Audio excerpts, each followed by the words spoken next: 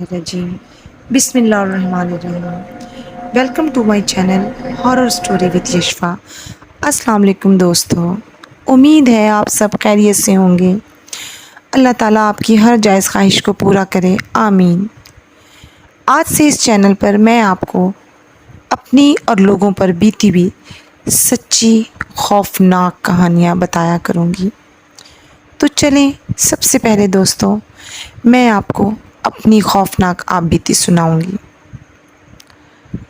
کافی پہلے کی بات ہے، جب میرے 10th کے پیپر ہونے والے تھے، ہم لوگ ایک نئے گھر میں شفٹ ہوئے تھے جو کہ تقریباً 8-10 سال سے خالی پڑا ہوا تھا، اور وہاں آس پاس کے لوگوں نے اس گھر کے بارے میں مختلف خوفناک کہانیاں پھیلائی ہوئی تھیں، لیکن میرے والد ان باتوں کو بالکل نہیں مانتے تھے اور نہ ہی ان باتوں پر یقین کرتے تھے۔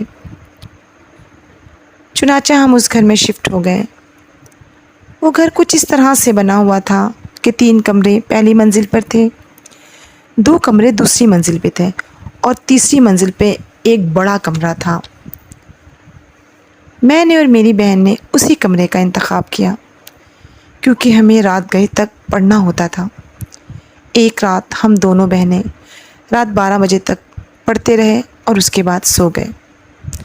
ہم علیحدہ علیحدہ چرپائیوں پر سوتے تھے، لیکن ہماری چرپائیاں ساتھ ہی جڑی ہوتی تھی۔ رات کا آخری پہر تھا۔ اچانک سوتے سوتے مجھے اپنے اوپر کچھ بھاری پن محسوس ہوا۔ ایسا لگا جیسے میں بالکل حرکت نہیں کر پا رہی ہوں، مگر میرا ذہن جاگ رہا تھا،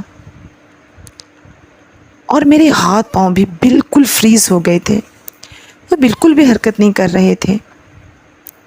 میں نے بہت چاہا کہ میں اپنی بہن کو اٹھا سکوں، لیکن میرا جسم تو بالکل بھی حرکت نہیں کر رہا تھا۔ چنانچہ میں نے آیت الکرسی پڑھنی شروع کر دی۔ اس آیت کی برکت سے میری آنکھیں کھل گئیں۔ میں کیا دیکھتی ہوں کہ میرے چہرے کے بالکل پاس کوئی بہت خوفناک عورت ہے، جس کا چہرہ بہت بھیانک ہے، بہت خوفناک آنکھیں ہیں، بڑے بڑے بال ہیں۔ خوف کے مارے میں نے دوبارہ آنکھیں بند کر لی تو مجھے بہت زیادہ پسینہ آ گیا، لیکن میں مسلسل آیت الکرسی پڑھ رہی تھی۔ تھوڑی دیر میں میرا جسم حرکت کرنے لگا اور میں تھوڑی بہتر فیل کرنے لگی۔ میں نے فوراً اپنی بہن کو جگایا، اس نے فوراً لائٹ جلائی، لیکن وہاں کوئی بھی نہیں تھا۔ لیکن ہم دونوں بہت ڈر گئے تھے۔ ہم کافی دیر جاگتے رہے۔ اس کے بعد نیند تو مجھے کیا ہی آنی تھی، لیکن اس واقعے کو بتاتے ہوئے میں آج بھی بہت خوف محسوس کر رہی ہوں، کیونکہ وہ واقعی ایک ایسی فیلنگ تھی جو شاید بیان سے باہر ہے۔ تو دوستو، یہ تھی میری آپ بیتی۔ اگر آپ کو میری یہ سٹوری پسند آئے تو اس ویڈیو کو لائک کریں اور چینل کو سبسکرائب کریں۔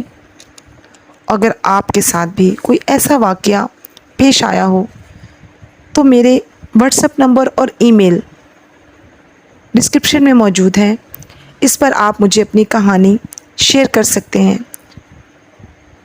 مجھے اپنی دعاؤں میں یاد رکھیے گا۔ اللہ حافظ۔